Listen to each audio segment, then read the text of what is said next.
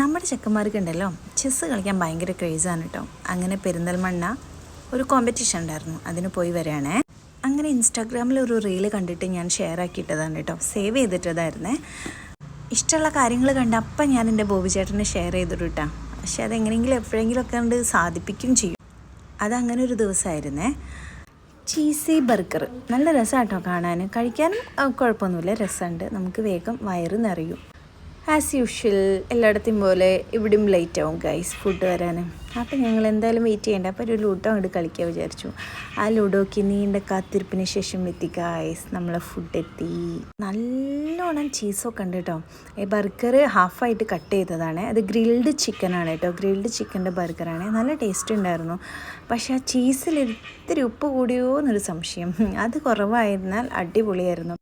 ഒരു രസമല്ലേ, വെറൈറ്റി കാണുമ്പോൾ നമുക്കും ട്രൈ ചെയ്യാൻ തോന്നില്ലേ. അപ്പോൾ അങ്ങനെ ഒരു രസം ട്രൈ ചെയ്തു, കുഴപ്പമില്ല.